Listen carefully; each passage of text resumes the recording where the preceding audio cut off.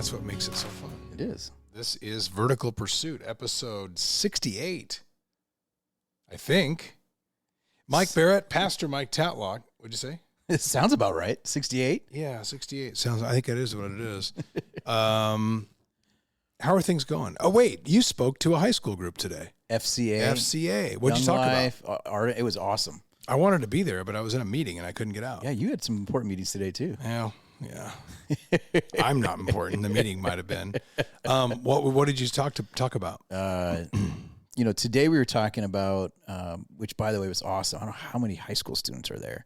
Isn't that crazy? And your daughter, Gabby, and Shelly, and just... And our guys group of high school boys that we meet with for breakfast every Wednesday was there. And so great. Man, it's just it's so awesome watching what God's doing with the high school students. It's just so cool. Like, they're so inspiring right now. And today we just talked about, we broke down the idea of how do you go through all things through the power of Christ. You know, when Paul says, I can do all things through Christ who strengthens me, that's what we talked about. And we all have something that we're trying to get through. So what does that actually mean to be able to go through those things? And, obviously if you're a high school kid and you're trying to figure out life, you're trying to figure out relationships, anxiety, worry, what do I want to do with my life? Home life stuff might not be good. Pressures of school, athletes, non-athletes, all of that. Man, how do you overcome those challenges? What does the power of Christ, what does that actually mean? And how is that available to me? So that's what we talked about today. It was awesome. It was so good. Isn't it amazing? Because we have been meeting Wednesday mornings with some high school kids, some football players, some basketball players too, some athletes, and some non-athletes. What always amazes me, and when I remember being young and being in high school, and of course my dad was a teacher. I respected all the teachers, but the ones I respected the most, it seems like, or the adults I respected the most, are the ones who spoke to me like the kid they hoped I was. Does that make sense? Yeah. And they didn't speak down to me. And so when I talk to these kids, I try, and I don't do a lot of it. We do it on Wednesdays. You did it today. I speak at that FCA once in a while. And then I have a small role in a Young Life thing coming up, but that's not really in front of kids. It's more of a fundraiser thing. But I always found that. And so it made me think of this quote. And this is not, this partially applies, but it partially doesn't. But in terms of how you address somebody, because they always say, and we've said this on episodes when speaking about even like our spouses. Speak to them like the person you expect and hope that they are, and then watch them straighten up and become that person. Yeah. So there's a great quote that I found that says, there is a king and a fool in every person. The one you speak to is the one you will see emerge. And I don't mean that fool as far as kids go, but in terms of addressing kids as mature adults, knowledgeable, powerful. Yeah. You speak to them like that and you watch that come out of them. Yeah. And that's what I've found so rewarding about meeting with the young people that we have been meeting with on Wednesdays is they can handle it. And our talks with them and the subjects we bring up with them, and it's not incredibly heavy stuff. You watch them, even the guys you don't expect at the table, and we've been doing it for a while now. And so some of the guys who've been coming and maybe have been quiet for a few weeks, now they're starting to speak up because they kind of like that. And they want to be one of those guys who speaks up and is authentic. Oh, yeah. So it is amazing to me how you address people, and you coming off a day like today where you spoke to young people, the way you speak to them oftentimes is the way they end up behaving. I love that. Yeah, I think what's so cool about that, I like that quote that you talked about, is who are you speaking to when you speak to them?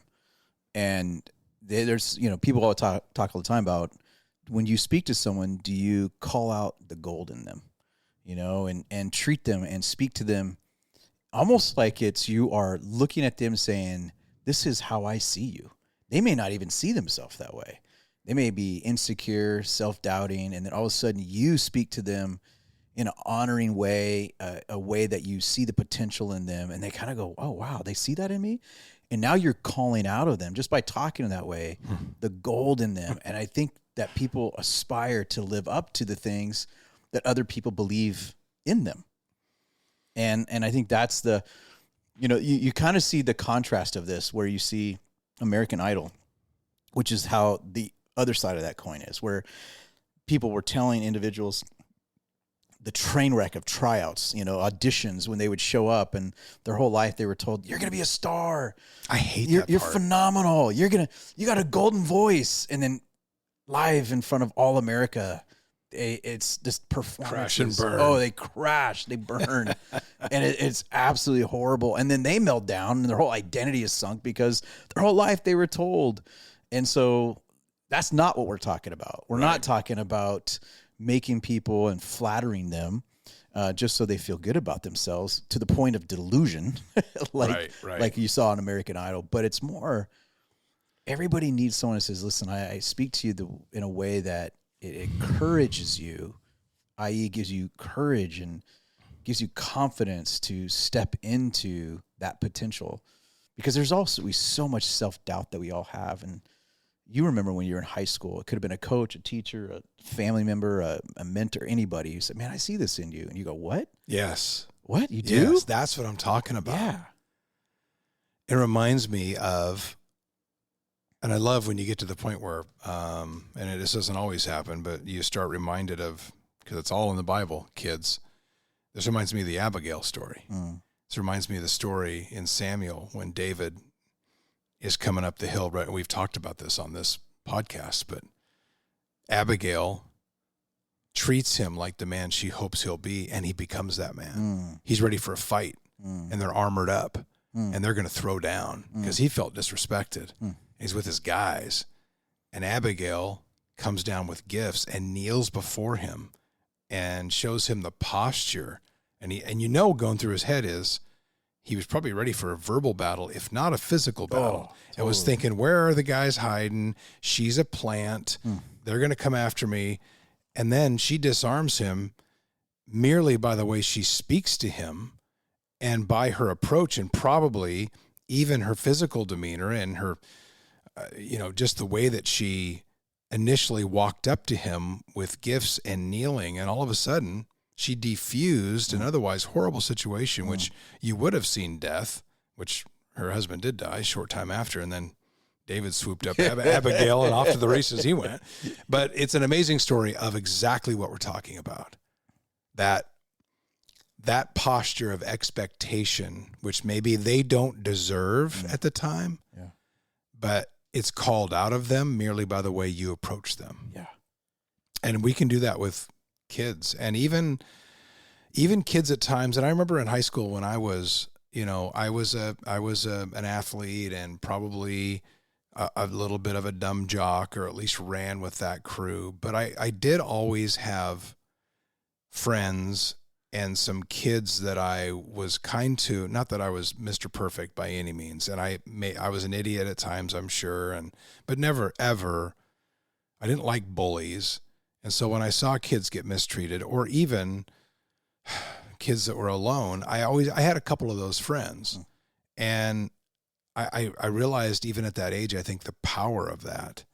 And people are tribal, and high school kids are especially tribal. And if you can get them, and that's one of the things I've tried to tell the kids that we're meeting with, because they are pretty much the cool kids and the jocks, tried to say to them, and we gave them vertical pursuit hats and, give them some gear and make them feel like they're part of a club. Totally. But my next step, and I'd like to maybe do this next week, is I want to take them all hats again and say, okay, and they're going to look at us like, you already gave us hats. Yeah, but you're going to give this now to somebody who you don't know, who's not your friend, who doesn't hang in your group. Absolutely. I think I read a little while ago about the development of young men. And I think it's probably true of women too. But this article and research that was done on young men said how much men need, young men, in their development years, of a tribe. Yeah. They need to belong to a tribe. And what does that mean? It means that hopefully the tribe in our context would be some sort of father figures, plural. So, because we know that fatherlessness is a massive issue across the country, and the significant amount of young men that are growing up without dads. And the research that's out there, again, talks about the ramifications of fatherlessness. But this is where you have the opportunity for people to be surrogate fathers and stepfathers stepping in, and whether it's big brothers and teachers, coaches, mentors, youth leaders, you name it, can step in and play a powerful role.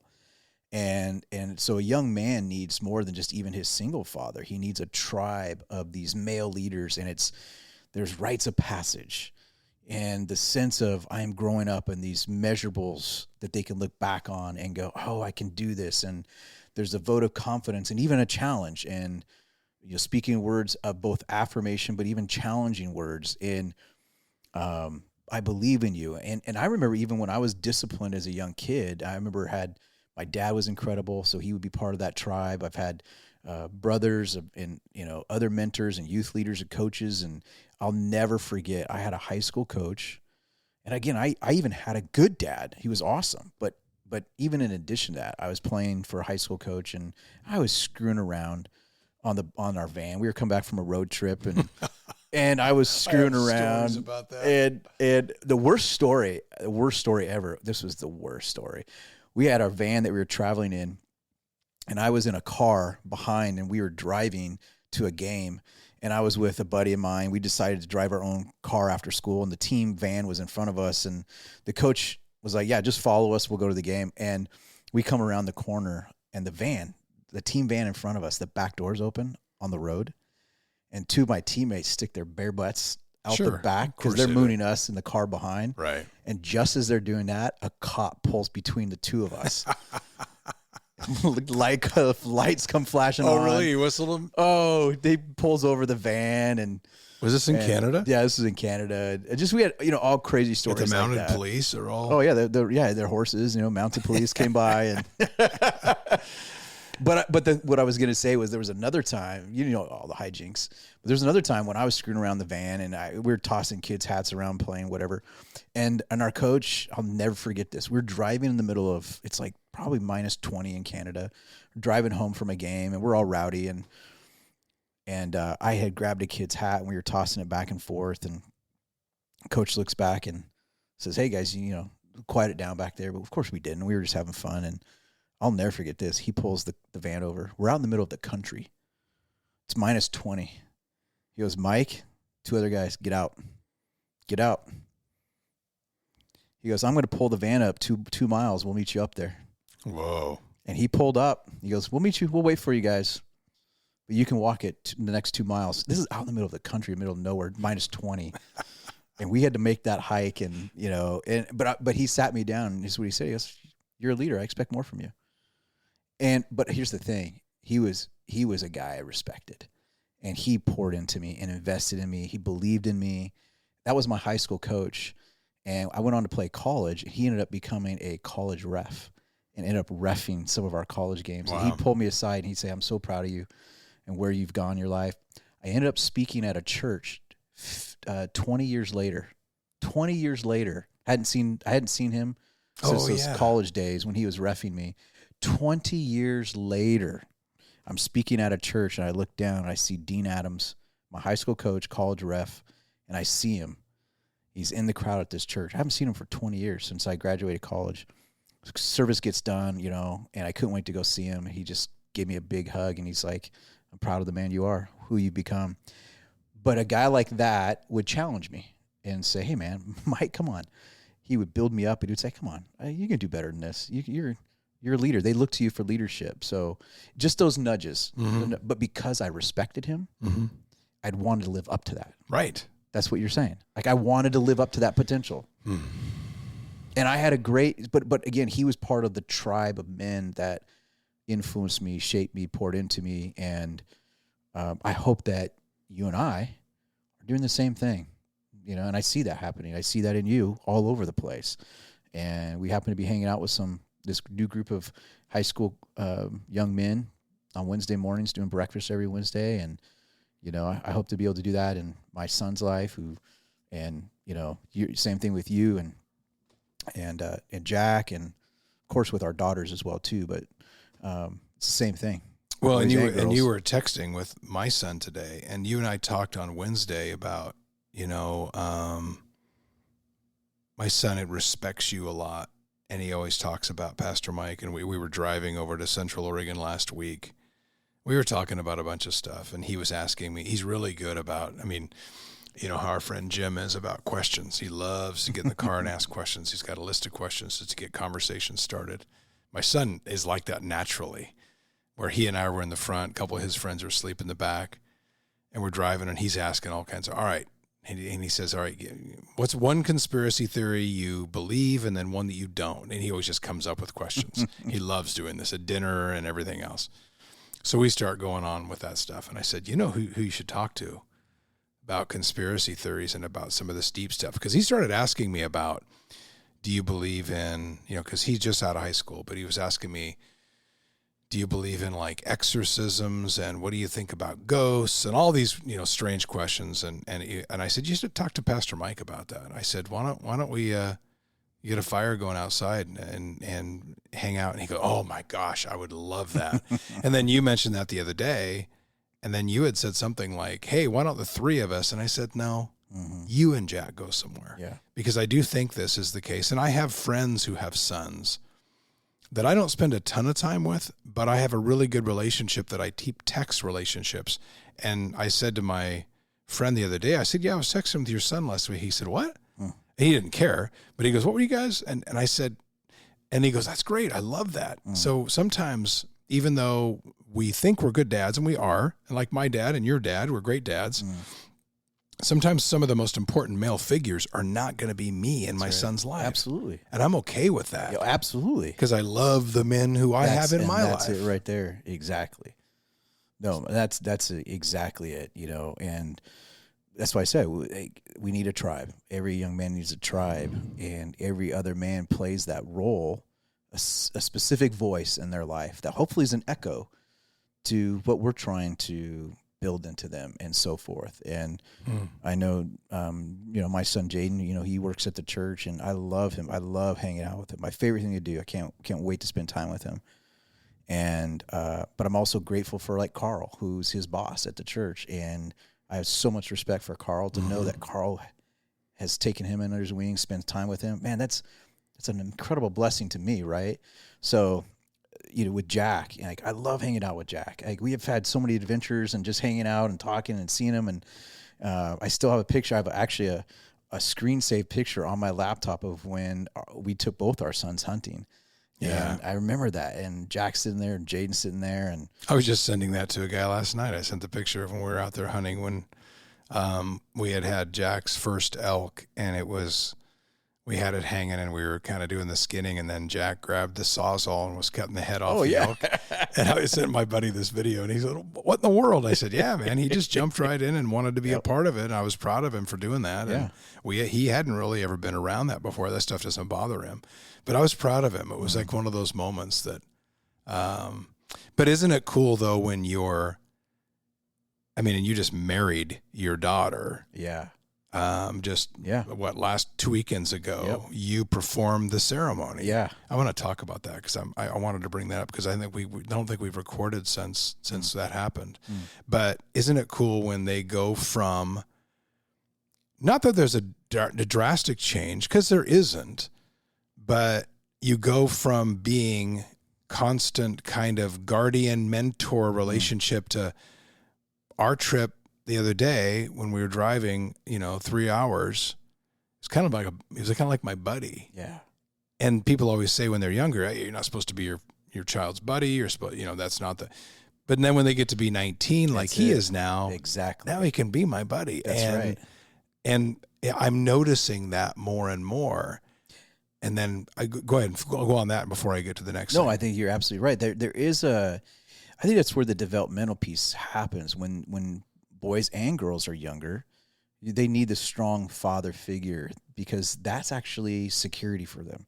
So they need boundaries. They don't need you to be their best friend when they're younger. They need you to be dad. They need dad to put boundaries in, not in a harsh way, but they need that structure. They need that firm discipline because that's a security blanket for them. And then you start noticing as they're in high school. High school's when now you're starting to treat them as they're, and maybe they're 16, but I believe if you treat them like they're 18, they'll rise up to that. If they're 18 and you treat them like a 21-year-old, they'll rise up to that. And so you start developing a different rapport. Of course, we know developmentally they're trying to branch out, be more independent, and all that kind of fun stuff. But during that time, you're shifting because in their developmental of independence, you're always dad, yes, and there's a security with that. But like, what does it look like to develop the friendship at a deeper level? And you can still be friendship with them when they're younger and bond, but it's different when they're adults. And even for them, they don't want to be seen. They want to be seen as a man that you respect. And so they want to be seen that way. They don't want to be treated like a kid anymore. They want to be treated like a man. Mm-hmm. And when we treat them, we're still their father figure. Absolutely. It's not like we still don't have authority in their life, but it's a different kind of authority. It's hopefully a relational authority, particularly if they've moved on, they're not living in the house and they're doing their own stuff. It's kind of like, well, they're adults now. So, but you can still have a relationship with them that is more like a friendship. And it's funny because he knows that you and I will tend to go sit by a fire and smoke a cigar. Yeah. So he said, he goes, hey, man, let's have Mike over and we'll talk conspiracies and smoke cigars by the fire. And I go, yeah, you're 19, sure. Yep. Yeah, let's do it. So it was kind of one of those funny. Not that he wasn't always a man, but he certainly is to that point now. Those manly things. Those are those rites of passage. Sitting around the fire and sitting around the smoke of a good, stogie or pipe or something like that. It's just kind of a rite of passage and sitting there having man conversations around life and hardship. And I think it's also a time where we can be as dads more vulnerable. When they're younger, you're trying to watch what you say. You don't want to be perfect, or they know we're not perfect. It's not like we have to show them we're not perfect. They know we're not perfect. But I think there's things you watch what you say when they're younger, of course, because you don't want to you don't share every struggle, but your kids should see you struggle and how you struggle. That's For part sure. of they need to see that. If you're perfect, that can create anxiety on them that they're like, well, dad didn't struggle with this and I do. So therefore there must be something wrong with me. I can't talk to them about it. They need to see you struggle and how you struggle growing up. But it's different when you're older and they're adults, and you want to be able to maybe even pass on not just your struggles, but you're passing on the wisdom of what your struggles have taught you. Right. That they can handle a little bit more because they're facing, even at a young adult age, they're facing some of those challenges. And so you can say, hey, yeah, you know what? Here's some stuff that I've wrestled through in my adult years. You could be a little more vulnerable with those things and more honest. And here's what I've learned from them. And I found most young adults right now, most young adult, both men and women, are looking for that kind of mentorship. They're looking for it from their, father figures, whoever might fit that.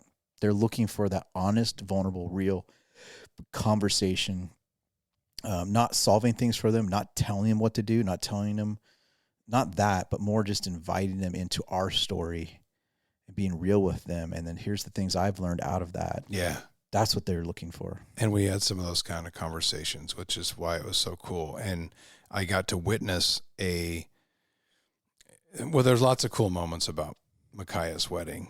And you performed your own daughter's wedding 2 weeks ago, which was really cool. But one super honoring. One really cool thing, and you did a good job. You had a few choked up moments, but nothing like I'd have been a mess because I'm just that way. But one really cool thing I wanted to tell our listeners about that I had never seen before is after kind of toward the end of the service, they kind of grabbed the microphone and they said, we're going to do something a little different. And we didn't talk about this. And they washed the feet of their parents. Yeah. Which is, I've been to one wedding before where the groom washed the bride's feet. Wow. which was a really cool thing, and it stuck in my mind. And back at the time, I was probably a baby Christian back then. This is probably 25 years ago. And I'm like, what's going on? I mean, I got the symbolic nature of it, but I didn't really understand it. But they explained why they were going to do this for you guys. But how cool was that? And then how much of a feeling of, and I hate to say this, but mission accomplished did you kind of have when you had that moment? Oh, it was a highlight reel for sure. And because we didn't, we only knew they were going to do it at the rehearsal. They've been planning it for weeks, if not months. We had no idea. They kept saying, hey, because so here I am doing the wedding, and I've done a gazillion weddings, and they're always fun. But you always look forward to your own kid's wedding, and it's a little unique because I'm a pastor. So the expectation obviously is not that if you're a dad, you have to do your kid's wedding, although you can. Which is cool, but that's not the expectation. But for me, who's done as a pastor so many weddings, I always had the hope that, well, I'd love to marry my own kids. I'd love to do their weddings, right? But even when she got engaged to Isaiah, and he's awesome, super proud of him, and just a great young man, and just I have so much respect for his character. And so when they got engaged and they're talking, I didn't want to even assume that they were going to ask, because I just want that to be their choice. But when they said, hey, would you officiate? And then Isaiah's dad, he's great. And he opened in prayer. And it was really special that both of us as dads got to play a role in their ceremony. And, but there's something about walking your daughter down the aisle and then now turning and officiating the service, which is probably the most honoring thing for me at all that I've ever had with her. And I had texted her that next day and said, that was the most honoring thing with you, and just to walk with you your whole life and to have that moment with you. And she responded, with all the heart emojis. And Dad, it was just our greatest honor too. And like that sense is just like, wow. And, those are the moments. So when they said, hey, we want to take the microphone and wash our feet, for people who are listening who may be like, what is that? What does that even mean? What does that mean? It comes from the story of Jesus, who was with his disciples, and it's a biblical cultural thing, where it was a way of showing love and honoring to a guest that would come to your house, because the way they traveled back in the day, walked everywhere, the dust and all that kind of stuff. It was a symbolic thing, very honoring. We don't do that in our culture, but people who know the story in the Bible go, wow, Jesus did that. Man, that's incredible, that he washed the disciples' feet. And it was a really powerful moment. And I know that I've heard of all the weddings I've done, I've never done a wedding where a groom would wash his bride's feet. I've never seen that. I have heard of it. This is the first time I've ever heard of the bride and groom doing that for their parents, and the way that they articulated it, which was, we're doing this to honor our moms and dads and the influence they've had in shaping us growing up. I'm like, whoa, okay. Man, that was beyond, almost leaves you, it left me speechless. Like, what do you say to that? That they are in the crowd of witnesses saying, this is how grateful we are for our parents and what they've done to invest in our life. And you can't help but to sit there and go, wow, this is the most honoring thing. Well, we didn't plan to talk about our kids, but we kind of have done some of that, and which is great. And I'm sitting here remembering, talking about having a child that now, as you just did, of course, witnessed and as an adult, and in fact getting married, and the questions that they ask, the situations that you're in all of a sudden when they go from childhood to adulthood. And we were talking about, my son and I on this drive, some different things, some more grown up things. And we were talking about the world now, and he kind of knows where I stand. Even like politically and everything else. And especially, I kind of then, at first I kind of was brushing off the comments. We're kind of talking about pop culture and P. Diddy and all the stuff that's happening in the news and crazy stuff. And, but we kind of started talking about truth and biblical truth and foundational truth. And I kind of took that opportunity, and then I didn't want to, we had a good thing going. So I didn't want to all of a sudden turn into finger wagging dad about this is the only way it is, but then I kind of did. I said, well, son, there aren't versions of the truth when you get right back down to the foundational parts of life, which I hope I've taught you, as we've gone through. And he kind of understood what I meant. But in a lot of the things that he sees and watching whatever, TikTok, Instagram, all the stuff we talk about, they're fed such a constant variety of stuff that it comes to my attention always clearly, but certainly in a conversation like we were having, that with younger people, and particularly really, I think even the kids his age, although I will say I think kids his age and this generation of teens now, I have a lot of faith in. I worry a little bit about the ones ahead, the generation who had the phones for the first time, who maybe it was the Wild West. Yeah. We didn't know. Yeah, right. Because my son really isn't that into his phone. In fact, I can text him and he doesn't text me back for 3 days, kind of like you. And where it just kind of, it's just not that, you're busy and you just don't, it's just not glued to your hand like it even is with me or people before him. Anyway, we were talking about, and we weren't getting into election stuff or anything else. And he's really good because he has a really balanced approach in how he looks at things and pretty articulate in the way that he sees things.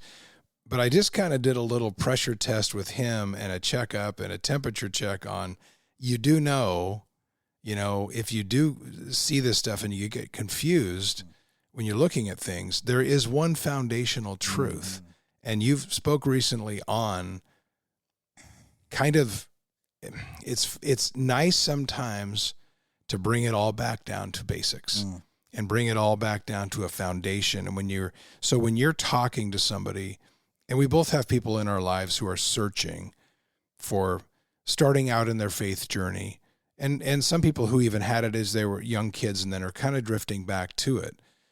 It's almost easier to go all the way back, and in the Bible, but also just in the way we explain these things to people, and start off with foundational truth, foundational facts, pillars of truth before we start to explain anything else that's going on in life. And if you can see things, and it takes discipline, but if you can successfully view. And I told my son this, if you can get to the point where you're viewing everything through that lens that you have built and that you have created in your mind, that is the foundational truth, it's going to be so much easier for you later on. And it's going to lead to, I think, a less stressful life, because that lens, if you can keep that lens in front of your face, which is hard for me sometimes, I have to go, okay, let's put the glasses back on that I know are the correct glasses to view the world through, that, and they're right next to your eye, right next to your face.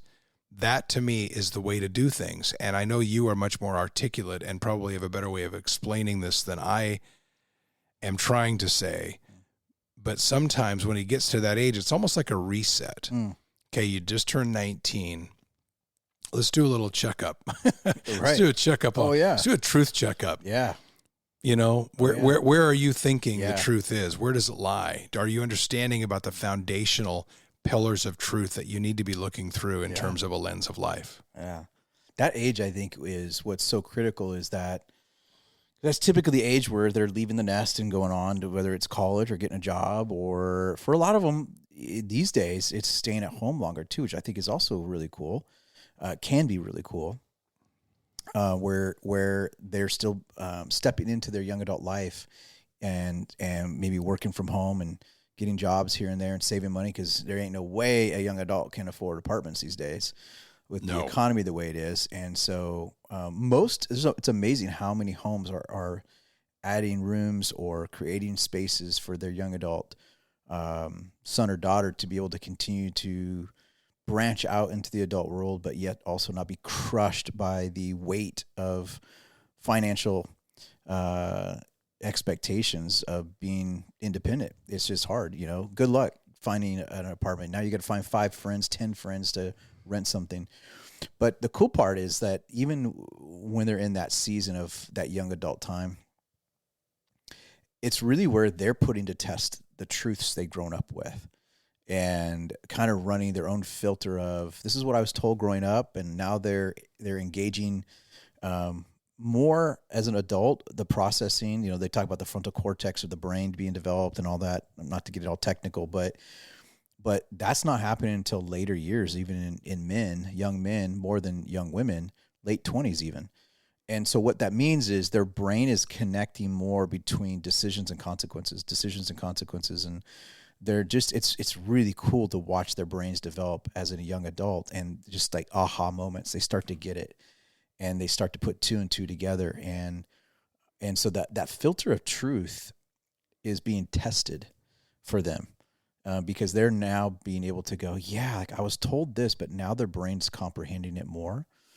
But at the same time, how many of them are running off to certain academic institutions that we know about across the country and just warping their minds and twisting, and it's poisoning. That's happening frequently. I mean, and they're being told you can create your own truth. Your own truth. It's relative to what you want it to be, and so much in this world right now is so much emotional truth, meaning whatever makes you feel good is true. And so a lot of times you can get caught up in that and TikTok theology, or it's just these quick little sound bites and or they'll bring somebody. You see us right now politically in the season right now where they bring somebody out with a sob story and to try to get you emotionally worked up, and then they attach a conclusion that might not even be true, but you believe it because emotionally they got you duped into that. That's the danger zone with all of this, and you're seeing that happen continually. I mean, why do you believe that? Well, and they share some narrative of a story, not facts, but some narrative that pulled the heartstrings on something, and then that leads them to the conclusion this must be true. It's like, well, no, the facts contradict that. So let's make sure that we're having those check-in moments to go, what do you believe? Not what you feel. There's a place for feelings, but when we're talking about what is truth can't be based on feelings. And there's so much in the Bible on this. And you've talked a lot about it, and I think didn't you use Colossians 2:8, which says, "Don't let anyone capture you with empty philosophies and high-sounding nonsense that come from human thinking and from the spiritual powers of this world rather than from Christ." So once again, as I always say, and I should never be amazed at this, there's so many of these things that we're talking about like this, like truth and foundation and distraction. And the Bible was preparing us for a time when we were going to have all kinds of crazy stuff thrown at us.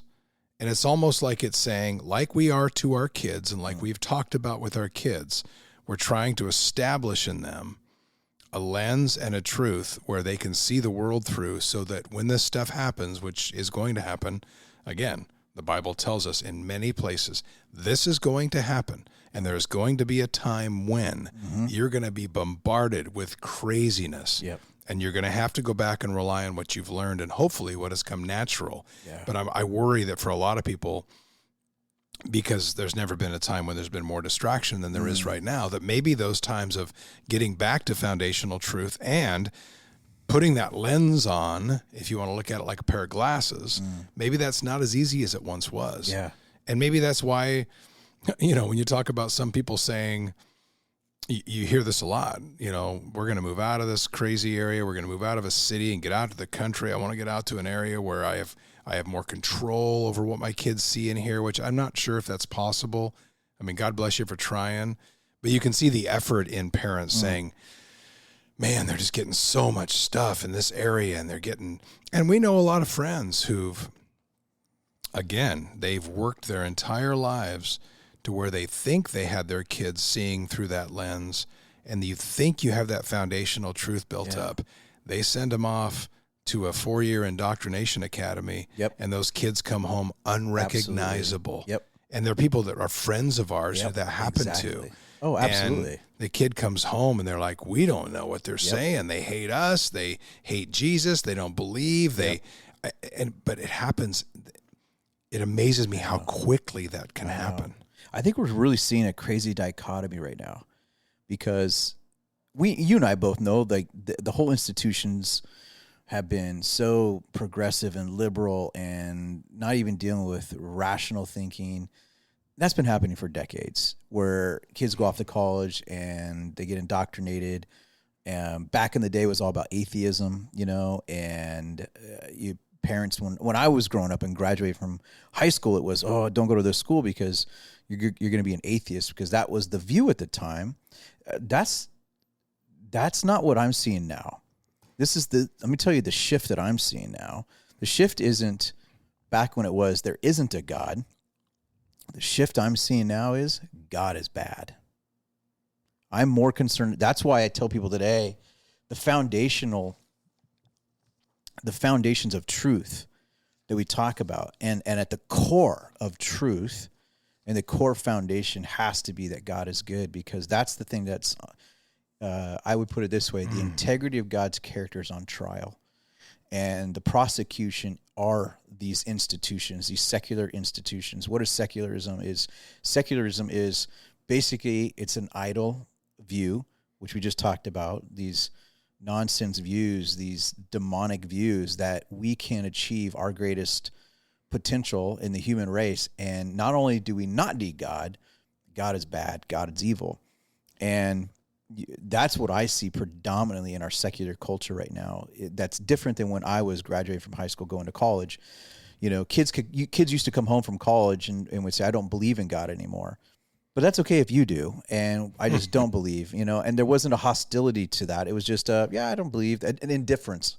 I don't believe in God anymore, or I'm agnostic, maybe, but whatever, I'm going to do my thing. Nowadays, they're coming home and going, not only are they not saying God doesn't exist, they're saying, no, if he does, he's bad. And that's why, just to kind of segue on this, but it has to do with what we're talking about. The foundations are so key right now for a generation that's going off to college, that if they're not grounded in these foundations, then they're going to get lost in the deception that's out there.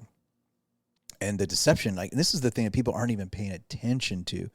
I think the number one battle that I just had lunch with Matt Biddle today, who's on staff, and love having these conversations. We were both talking about this today, that the number one battle in the world right now is not left or right. That's American. Mm-hmm. But if you zoom out for a moment and you look around the world globally, and you talk with leaders, as I travel and talk with leaders around the world, the battles between what is truth and what are lies, more than left or right. Mm-hmm. And why is the freedom of speech being attacked in the UK right now, in Europe? Why is it being attacked in places of Central America? Why did Mark Zuckerberg come out, of all people, and say that he was forced to censor views that didn't line up with the administration that we have right now? And most people, if you're not paying attention because you're too busy or preoccupied or overwhelmed with your own life, you'll miss the danger that's really happening right now. And you're watching, I'm watching right now, and who gets to decide what is disinformation or misinformation? Pay attention to this. No kidding. This is the most scariest thing that I'm seeing happen right now, is this language around what is misinformation, what is disinformation. And here, it's two reasons why this, I think, is the most dangerous thing, and it's flying under the radar. Because we're going to wake up one day, and all of a sudden, what you believe as truth is now labeled misinformation and disinformation, because somebody says we're the authority on it. Right, labeled by who, and who is that somebody? Exactly, and they will tell you. That's what they never say, who it's going to be. That's exactly it. You do hear that a lot, and I've heard that recently, where they talk about, they ask, I think it was Hillary Clinton the other day, she was being interviewed, and she said, I don't think she implied, well, what do we do with those people who don't believe? Well, we just re-educate them. And where have we heard this before? Concentration camp. Exactly. I'm telling you, we are in scary times, and most people they're not even paying attention to this. And you're caught up with all the other big distracting news and all that, but you watch what's happening right now when it comes to this whole conversation, And again, when you have Mark Zuckerberg who comes out and says this, Yeah. Elon Musk talking how he had to clean up X, which was Twitter, and how that was an Instagram. And 4 years ago, if you had a view that was different, shut down, flagged, marked as, fact checked by who? And again, this is all done with this idea of it's for the betterment of the people. It's for the good of the people. Again, who then becomes the author of truth? We live in a society where you need to let people speak their opinions. That doesn't mean we all agree, but it allows other views to be heard.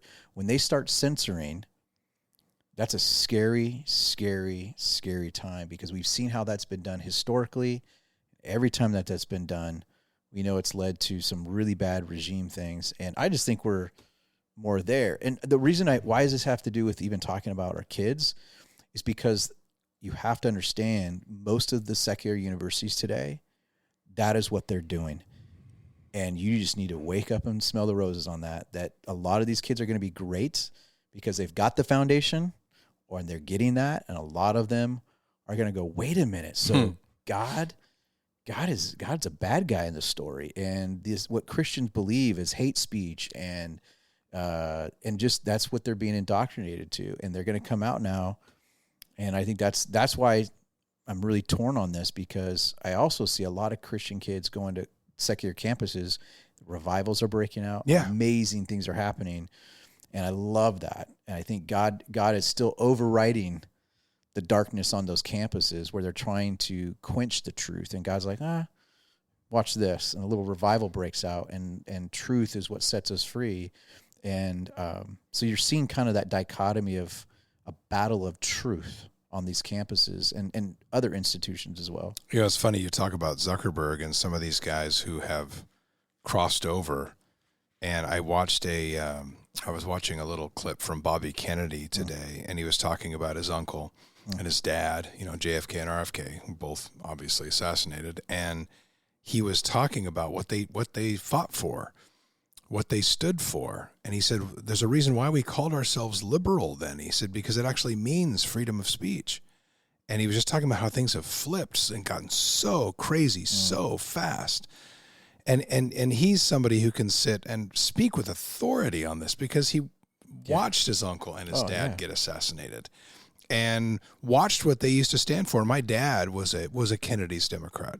My dad really revered JFK. And my dad is not here anymore. And I would love, because, and I know he liked Bobby Kennedy, and so many people now on the other side where Bobby used to be have painted him now as a Looney Tune and a crazy guy, because he's kind of moved to the center and said, that party didn't leave. I didn't leave that party. It left me. And he's explained why calmly, and said, the truth is just now it's not all over the map like they say it is. And he still has his version and his lens of what is true. And you're right. The people underestimate the importance of freedom of speech. And when you don't have that, you no longer have a democracy. Exactly. You no longer, you lose what you were. And, you mentioned Elon Musk, and Musk was a Biden voter, by the way. Musk was pretty much a lifelong Democrat, like Trump was, and a lot of these other guys, and, other people who've kind of now crossed and created kind of something that is new. And Tulsi Gabbard, who I have met and who I spent some time with, and she has also kind of gone that same way. But it is very interesting. But when it comes down, and I think when we look back in a decade or a couple of decades, the fact that the richest man in the world, Elon Musk, took $43 billion of his own money and purchased Twitter and turned it into X, he may have just saved freedom of speech and therefore saved the democracy. Now, believe you can like him or not. I'm not saying that. But if you're going to sit and say freedom of speech is not a good thing, I don't know what to tell you. I love there's a story in the Bible, because obviously we should all be fans of freedom of speech. And you might, but wait, Mike, does that mean people could be saying things that are anti-God and blasphemous? I'm like, yes, I understand that. But in a world where there's freedom of speech, it gives the opportunity for the truth to be shared. That's what free will And is. It is. And the truth will stand out. I'm that confident in the truth. But it reminds me of when Paul, in the book of Acts, it says that Paul went to the gathering place in Greece where they would gather, and there was a place where it said all the Stoics and the philosophers would come, and they would have conversations around the popular ideas of the time. Water cooler. Yeah, it was really that. And I was like, how do you contextualize that today? I'd be like, well, it said that's where all the ideologies and philosophies were all being shared. And where was Paul? It said Paul went there to the heart of that. And it was in that place that Paul said, I notice all these statues to these deities that you worship. And I notice you have one over here, and the placard on it says, to the unknown God. Because, of course, in Greek culture, in the Pantheon, they wanted to make sure they had a place for all gods, even if, hey, let's reserve this spot for the God that we come up with another one. Yeah, so let's just honor the unknown God. That way we appease them all, right? And Paul goes, let me tell you who the God is. And he did this incredible way. The reason I say that story is because I go, we as Christians today should look at where are all the ideologies being presented. And that's where Christians should be at the heart of that with the message of truth. So I'm like, hey, what does that look like today? Where is today the platform for ideas are being shared, where truth is being debated? Well, politics is a place. Politics is a place. And this is for another podcast that we'll do on, is there a role for politics and Christians, and how do we be involved in that? And I got a lot to talk about that because I'm being asked that right now. Yeah, you are. Big time. And people are misunderstanding and they're asking this. We'll do a whole podcast on that. But my point of it is that Paul looked at the places where the conversations were happening, where truth was being debated, philosophy, theology is being debated. And he's like, what an opportunity to come and let the truth stand, the message of Jesus, and he won them over. And I think like that's where we as truth tellers can't hold it to ourselves. Find the places where there's lies and deceptions, and let's go there and let's be truth. Let's talk truth, because there's a world of people out there that if we don't, how are they going to hear it? And I think that's the role that we play as part of messengers of God's truth, is to go to the places where these ideologies are being debated and shared, and whether it's a water cooler at work. And these are hard conversations to have because it's our truth is seen as hostile.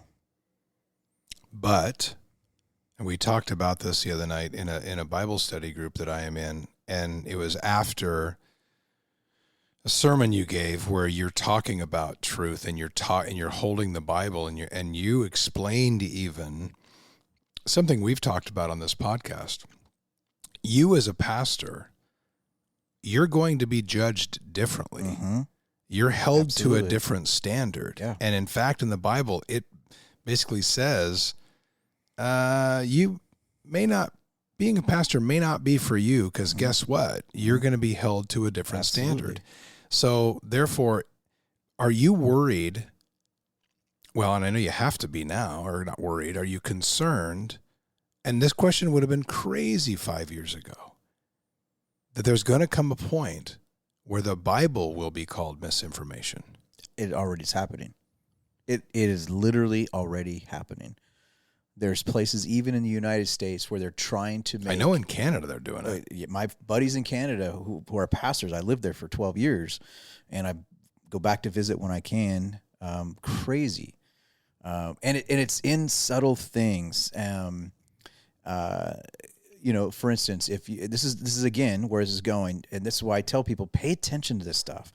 Everybody's talking right now, the battle of genders, and what are we doing in schools? What are we allowing, and around LGBTQ, plus communities, and what does that look like? And, and in some places, even in the United States and some places in Canada, if a pastor is walking with someone who has same-sex attraction, and we are trying to help them live accordingly to what the Bible says, in a loving way, in a gracious way, of course, but we're saying, hey, this is what God says in his word, how we're to live our lives in terms of our sexual ethic. That sexual ethic, if I'm pastorally counseling somebody towards that, It's hate speech, and they're calling it now conversion therapy. So again, they package that. And so we got to outlaw conversion therapy because you're trying to convert somebody into something that's not true to who they are, and it's cruel, and it's you know, all of that. The way it's being communicated and packaged. And there are cases across the United States right now where that's trying to, they're putting the Bible on trial as hate speech, and they're trying to make the case for that. And people go, oh, that's not happening. Every time I bring this up, and I go, 20 years ago, 5 years ago, this wasn't even being talked about. No. And you put your head in the sand and go, well, they haven't really won those cases, or they're real. And I'm like, but they're happening, and it's setting precedent. And that's the way this always works. It's a slow fade. It's never one big win and then everything crumbles overnight. It's the frog in the pot. It's the frog in the pot. And what we do is we get acclimated to it. And you're like, oh, yeah, no, this happens all the time, right? Yeah. And then you go, wait a minute, 10 years ago, nobody would have ever thought in the U.S. that God's word would be considered hate speech. And now it's actually happening in courtrooms. And so is it getting traction? Just watch. I think we're going to see that in the next few years more and more, particularly as Satan's agenda across the world, which is to always, it goes back to the Garden of Eden, which is to paint God as the villain of the story. And God's the hater, and God's not loving, and all that kind of stuff. Everything's being redefined now. You have to pay attention to who defines the terms and who's enforcing the language. That's what you're seeing right now. You're seeing a layer of where things are being redefined. Love, for instance. Love today is agreeing. If you don't agree with somebody, you don't love them. Well, that's not what that's about. No. I can love you and disagree all day long. No. We're redefining love. That's step one. Step two comes, and this is where we're on the cusp of this with all this disinformation, misinformation, and all this stuff. Who controls the language, and who's policing the language? Who's policing the speech and the definitions? So all of this is happening, and people just need to kind of wake up to it. So there is no more then, for the most part. And I think a lot of us went through this, I don't know, maybe for the first time in 2016 when things got so divisive. And then certainly in COVID. Is it possible anymore? Is there any more agree to disagree? I'll just be frank. There are those who would say yes, but that's not what we're seeing played out, and particularly those in a progressive, secular society. The way that it is being scripted right now is, it used to be tolerance was the big thing. Back when tolerance, everybody tolerate everybody. Coexist, all that lovey kind of stuff, agree to disagree. Nowadays, it's we'll tolerate you as long as you agree with us. You disagree, but of course they tell us that we have to be tolerant towards their view. They just won't be tolerant towards our view because it's considered hate and all this kind of stuff. So it's definitely lopsided and one-sided, and I make no apology to say that. No, if you're secular, shouldn't. Progressive, liberal, it's part of and again, we could put labels to stuff, Marxist idea, whatever. It's all demonic. It's all it is behind the scenes. Bible talks about demonic philosophies where there are evil spirits who are behind the scenes creating this narrative, the scripting, the language, all of that. And I think at some point it's going to go that way. And when it happens, but we're on that track. Like I said, it's the fade. And I think we're acclimating to it. And then one day, all of a sudden, there's going to be some sort of a bill or legislation passed. And it might happen at the state level, to be honest, first. That's probably where it's going to happen. States like Oregon, where, hey, you can't teach on these things. You can't hold these views. And they may not outright ban the Bible. They may just say you can't teach on these things. You can't implement these things. And probably where it will go is, and here's where I'm going with this, and why I will say Oregon, and I'll give an example of this, where I'm already seeing it. It will be, if you do this, you'll lose your tax status. Right.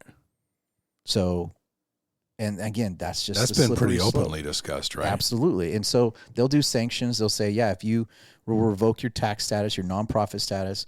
Why am I saying it? Because people look at me and go, you're crazy. I'm like, well, let me give you an example. In the state of Oregon right now, in adoption, if you don't agree that you will raise a child to be pro whatever gender, whatever idea. If you don't agree to do that, for instance, if I'm a Christian, this is already happening.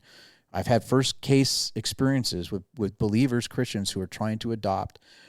And if they're told, will you comply and will you create a home that is open to a gender ideology that's not in line with the Bible, you can't adopt. You'll be limited on that. I know of some Christians who've been rejected already of adoption because they said, no, we're gonna teach in our home a biblical worldview on gender and sexuality.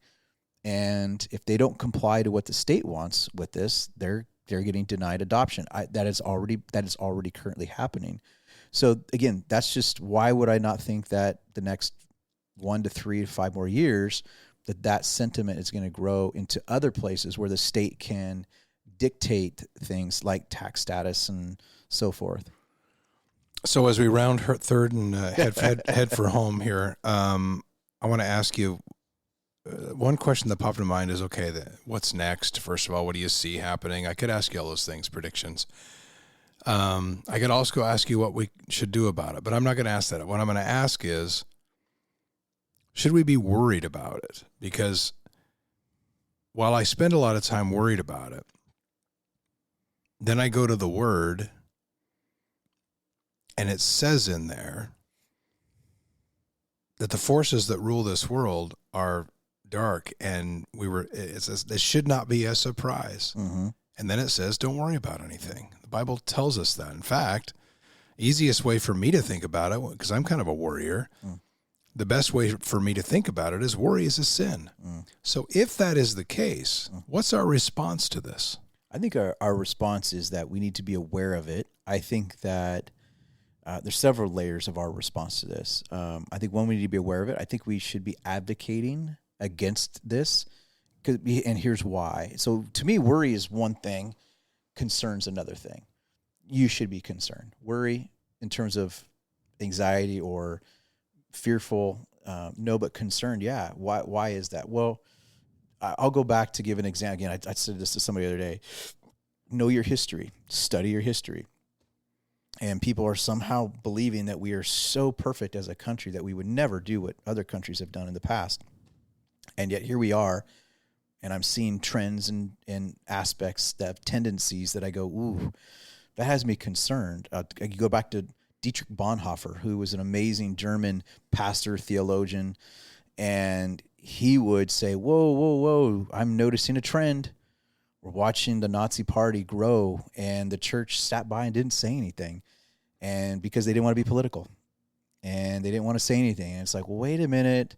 There's some tendencies here that's not good. It's isolating a part of a human race that's going to be deemed as evil. It's going to be deemed as in the propaganda. And we know how that turned out, called the Holocaust. And yet Bonhoeffer was one that was early on trying to see the trajectory and warn people to say things. And there's a saying that goes out there, it says it like this, that when you're in that situation and you don't say something, and that regime continues to stay on course and talking about free speech, and they continue to control it, and they continue the narrative of demonizing, they can continue to paint those pictures, the longer you're silent, that when you do finally speak up, it will cost you more. Better to speak up now. You will speak up. Speak up why it doesn't cost you as much. If you're silent now because I don't want to say anything, I don't want to ruffle feathers, I don't want to be seen as this and this and this, and that's where the enemy, and that's where some of these political conversations are so devastating, is watch how they paint people and demonize people, particularly conservatives and Christians right now are being painted in a certain light. And it's easy to find some outlier example and then paint everybody by that same picture. Watch the narratives and watch how they're demonizing. And I've said this before, I've seen it in history. I've seen it going to Rwanda and how the genocide happened there and the Holocaust. They all start with the same tendency. And you have to demonize and segregate. You have to say this. And I see that playing out right now. Unfortunately, I see it happening more towards conservatives in our culture. And what do you mean by that? Not even just politically, like movies and film, and you just kind of go, oh, if I'm leaning towards a particular view that's conservative or i.e. biblical, it's being seen as hostile. It's being seen as unloving, hate speech, all of that. And I go, you just watch. And Bonhoeffer was one that said churches should probably maybe speak up on this because we are the agents of truth. I love Martin Luther King Jr. He said it this way, and I'm paraphrasing. He said, we are not to be over the state. We're not to be under the state. We are to be the conscience of the state. And I think that is the role we as the church are supposed to play, is that we are called to be the conscience of society and humanity. So to speak truth, to bring this all the way back to that, it's our job. Our job is to speak truth. Our job is to advocate for truth. And better to do that now than later when it could cost you even more. Okay. Well, that kind of went a lot of different ways. It went everywhere on this podcast. It does happen, though. But I do hear from people who are listeners, and they kind of like the episodes that start one way and then just go off the rails. And then usually we bring it back and try to land it in a spot. But my one positive thing I'll say at the end, just to end with this, I'm seeing, where the darkness is, the light shines brighter. And this is why I think you're seeing like kind of a resurgence of people hungering for truth right now. So that's the positive thing I'm going to end is because you asked, what do we do right now? Is keep speaking the truth. People are hungry for it. They're kind of, a lot of people, those who aren't being deceived, they are done with it. They're done with the lies. They're done with that. They're looking, and people are hungry for truth. So if you're a truth teller, people are going to come seek you out because they're looking for it. And church has been packed. And churches that are speaking truth are flying.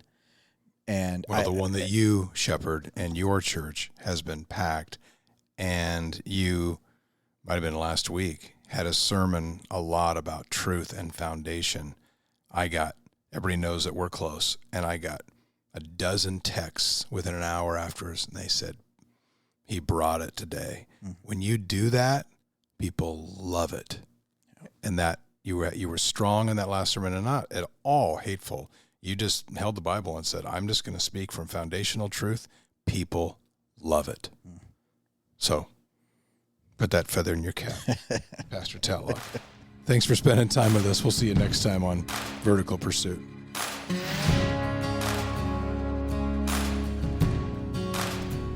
We invite you to subscribe to our podcast, comment, or message us, and check out our website at verticalpursuit.org.